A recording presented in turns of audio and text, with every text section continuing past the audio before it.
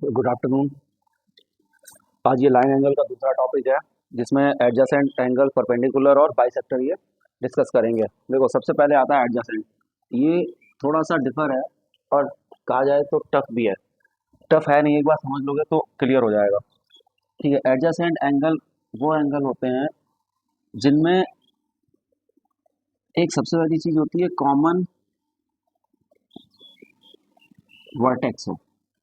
ठीक है, common vertex हो। जैसे हमने एडजेसेंट एंगल बनाया, एक ये एंगल गया और एक से मान लो ए, बी और सी, और यहीं से एक लाइन हमने ऐसे डाली तो यहाँ बता दिया डी।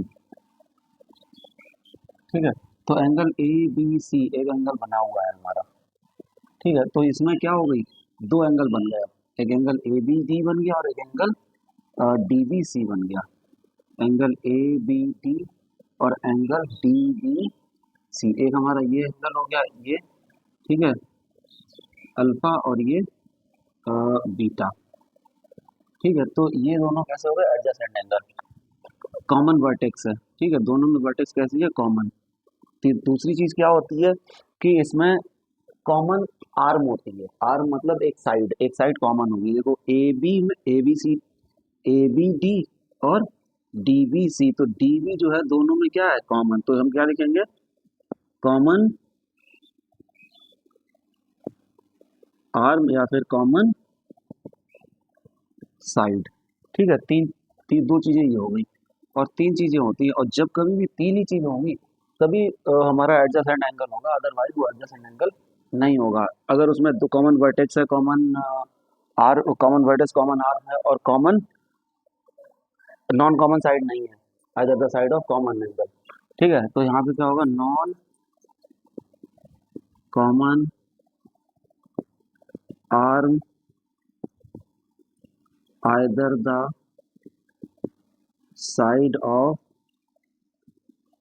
Common side. क्या होता है, कॉमन साइड के इधर उधर नॉन कॉमन साइड हो। ऐसा नहीं है एक और ऐसे करके हाँ एंगल निकल गया, ठीक है, और फिर कह दिया जाए कि ये वाला एंगल और ये वाला एंगल हमारा एडजेसेंट हो। ऐसा नहीं होगा। मतलब जैसे यहाँ मान लो जेड, तो एक ये एंगल आ गया। ठीक है, जेड बी ए और डी बी सी, तो जो कॉमन साइड है, ठीक है, उसके बीच में एक साइड और आ रही है। अगर हमने जेड बी डी ले लिया, जेड बी डी, तो ये वाला इसके क्या नहीं होगा, इसके बाइसेक्टर मतलब एडजेसेंट नहीं होगा। क्यों नहीं होगा, क्योंकि ये एक साइड बीच में आ रही है। ठीक है, इसलिए नॉन कॉमन साइड जो है ये और ये कॉमन साइड के इधर उधर आनी चाहिए। इसका वही मतलब है, non common arm either the side of common side. ठीक है, तो ये तीन चीजें होंगी तब जाके हमारा ये एडजस्टेंट की बात क्लियर होगी। ठीक है, उम्मीद करते हैं ये एडजस्टेंट वाली बात आपको समझ में आई होगी। कॉमन वर्टेक्स होगा, कॉमन साइड होगा, non common side either the side of common side के इधर उधर। तो यहाँ पे जो हमारे एडजस्टेंट एंगल होंगे वो कौन से होंगे, अल्फा एंड बीटा। मतलब एंगल ए बी डी और एंगल डी बी सी, इसको हमने नाम दिया है अल्फा, इसको हमने नाम दिया है बीटा। ठीक है, उम्मीद करते हैं ये चीज़ आपको समझ में आई होगी क्लियर क्लियर तरीके से। अब आता है परपेंडिकुलर एंगल। ठीक है, ये एडजेसेंट एंगल की बात क्लियर होती है। नेक्स्ट टॉपिक हमारा परपेंडिकुलर। परपेंडिकुलर क्या होता है, परपेंडिकुलर का मतलब होता है 90 डिग्री का एंगल बनता है। जो हमारा टी होता है, टी उसका जस्ट अपोजिट।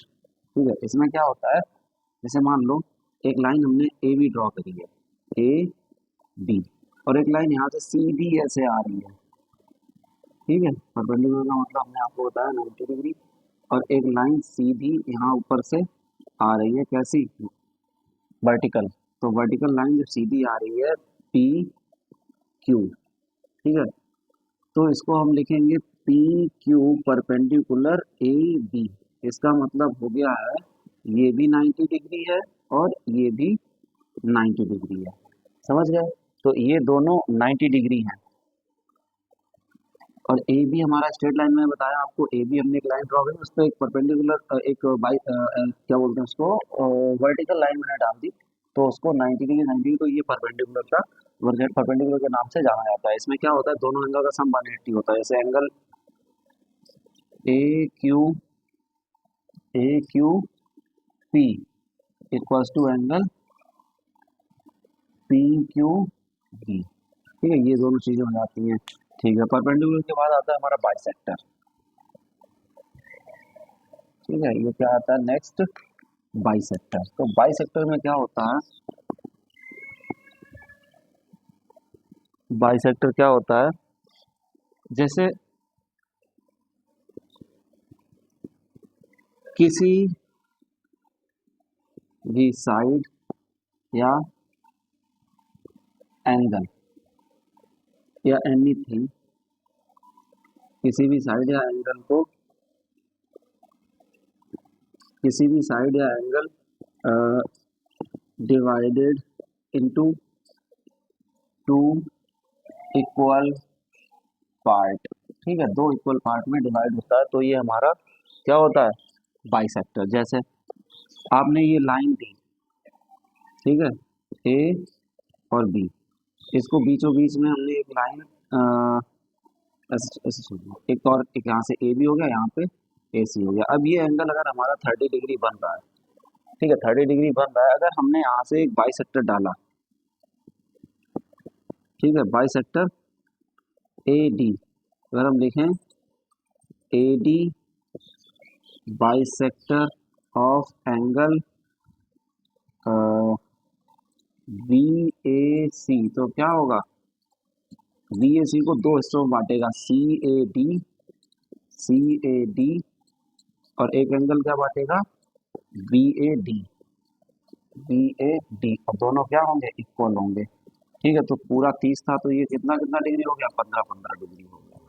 ठीक है, एंगल बाइसेक्टर क्या होता है, एंगल को दो बराबर हिस्सों में बांट दे। जैसे मान लो ये आपने एक एंगल लिया 60 डिग्री, ठीक है, तो यहाँ से अगर एंगल बाइसेक्टर पड़ जाएगा, ठीक है, क्या पड़ जाएगा, एंगल बाइसेक्टर पड़ जाएगा, तो वो एंगल हमारा कितना डिग्री जाएगा, ये 30 और ये भी 30। उम्मीद करते हैं अगर ये बाइसेक्टर आपको समझ में आया होगा। और अगर किसी लाइन को बाइसेक्ट कर रहा है तो उसका मतलब भी ये आधा ही आधा होता है। जैसे आपको बताएं, ये तो एंगल की बात थी,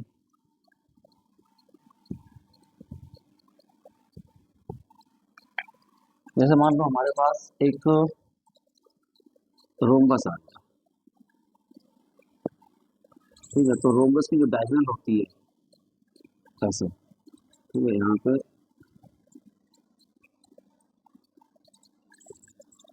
ठीक है, तो ये जो है परपेंडिकुलर जाती है और ये इक्वल होती है एक दूसरे, तो इसका मतलब जो ये साइड है इसको बाइसेक्ट कर रही है। यहाँ पे हम क्या लिखेंगे,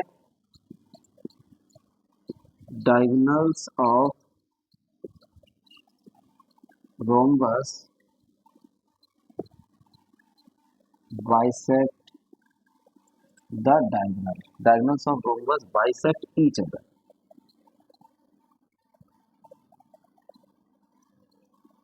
ईच अदर, ठीक है, तो यहाँ पे ये पॉइंट एक आपका आएगा, diagonals of bisector, diagonals of rhombus are bisect each other. देखो ए बी सी डी, तो इसमें आएगा diagonal A C bisect B D. ठीक है, ये बात समझ में आ गई। तो इस टाइप से आता है डायगोनल बाइसेक्टर और हमारा एंगल बाइसेक्टर, जो चीज़ आधी आधी डिवाइड करते हैं। ठीक है, तो बाद नेक्स्ट आता है हमारा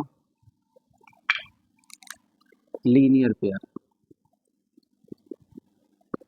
लीनियर पेयर, लीनियर पेयर क्या होता है, इसमें दो एंगल होता है, दो एंगल का सम हमेशा 360 होता है, वो भी इस पे एक लाइन पे। जैसे मान लो हमने एक लाइन ड्रॉ करी ए ओ बी, ठीक है, ए ओ बी एक लाइन ड्रॉ करी हमने, तो ओ पॉइंट से हमने एक रे निकाल दी ऊपर की तरफ, जो कि नाम दिया है डी। ठीक है, तो हमें मालूम है A O B is a straight line और स्ट्रेट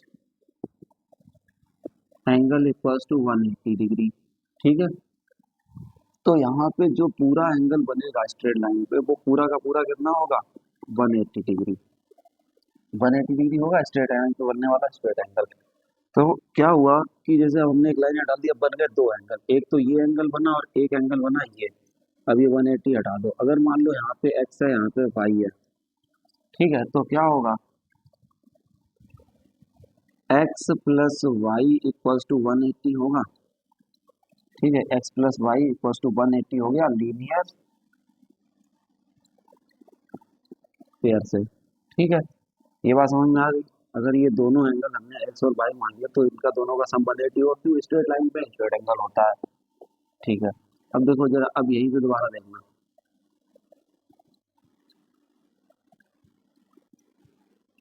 देखो जैसे यहाँ पे एंगल क्या है, angle A O D plus angle B O D. अगर ये एंगल हमने 100 डिग्री मान लिया तो ये पूछा जाएगा एक्स कितना होगा, तो इक्वल्स टू 180 होगा लीनियर पेयर से। ठीक है, तो ए ओ डी हमने मान रखा है 100 plus angle B O D जो था वो क्या मान रखा है एक्स, तो इक्वल्स टू 180। तो ये 100 उसको ले जाएगा तो एक्स इक्वल्स टू 180 माइनस 100, तो x equals to 80 degree value आ जाएगी। ठीक है, ये बात समझ में आई। देखो नेक्स्ट क्वेश्चन देख लो, यहाँ पे अगर हमने एक लाइन ड्रॉ करी, ये एंगल हमारा जा रहा है 40, ठीक है, और ये है एक्स, ये ए ये ओ ये बी, और ए ओ बी एक स्ट्रेट लाइन है, तो हम क्या लिखेंगे, angle A O D plus angle B O D equals to 180 linear pair से। तो यहाँ पे ए ओ डी हमारे पास एक्स है प्लस ये 40 है इक्वल्स टू 180, तो x इक्वल्स टू 180 माइनस 40 कितना आ जाएगा, 140 डिग्री। ठीक है, उम्मीद करते हैं ये लीनियर पेयर आपको प्रॉपर्टी समझ में आई होगी। ठीक है, तो लीनियर पेयर हो गया। उसके बाद आपका आता है नेक्स्ट एक और टॉपिक है इसमें, वर्टिकली अपोजिट एंगल। ठीक है, क्या है,